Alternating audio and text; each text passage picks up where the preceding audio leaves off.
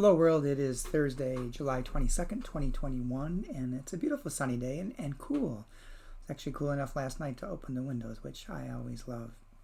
And I think it's may not even get out of the 70s today, but there's some more heat coming later this week and into next week.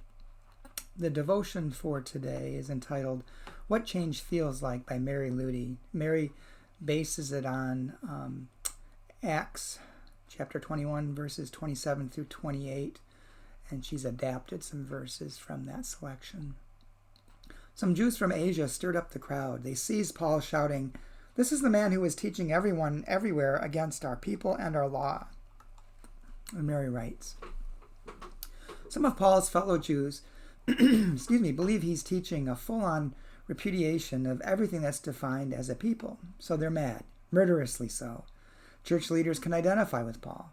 You preach new angles on the tradition, suggest trying out other ways of doing church, and ask people to rethink their assumptions, and you get angry pushback, even vicious conflict.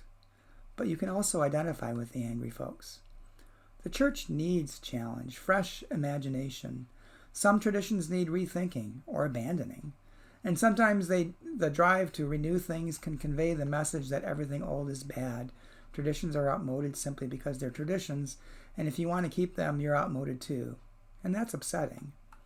Once when I was blithely bulldozing a congregation into change, convinced they loved it, I noticed a much respected, deeply faithful 60-year member quietly resisting. In a committee meeting after I announced the jettisoning of yet another inherited practice, she finally spoke up. "So you're saying that those of us who've always been doing everything we can to build this place up have been doing it wrong for all these years?" Sometimes that's what it feels like.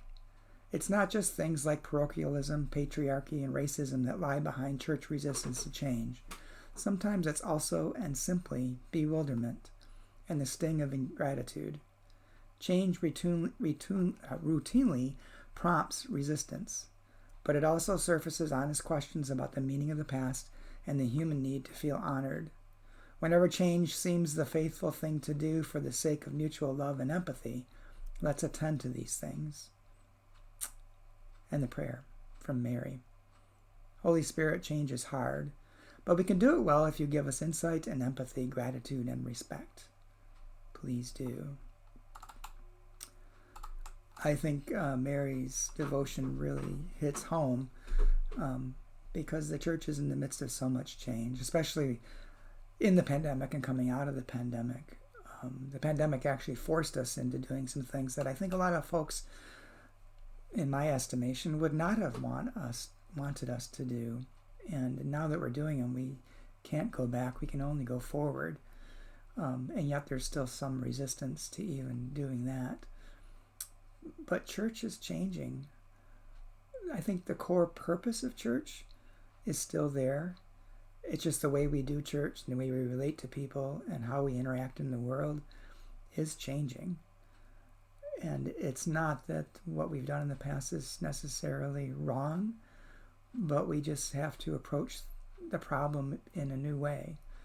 And I hope that everyone can get behind that and can contribute to it and be open to seeing what good might come out of this change. Because if we change nothing, if we keep doing what we've always done and expect a different outcome, someone once said that's the definition of insanity. So we've got to try something.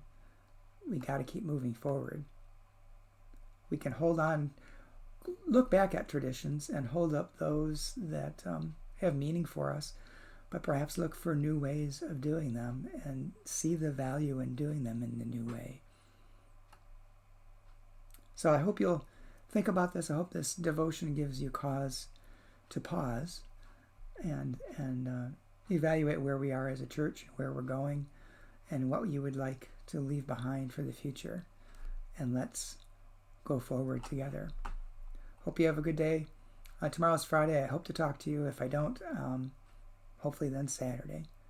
Take care and have a good day.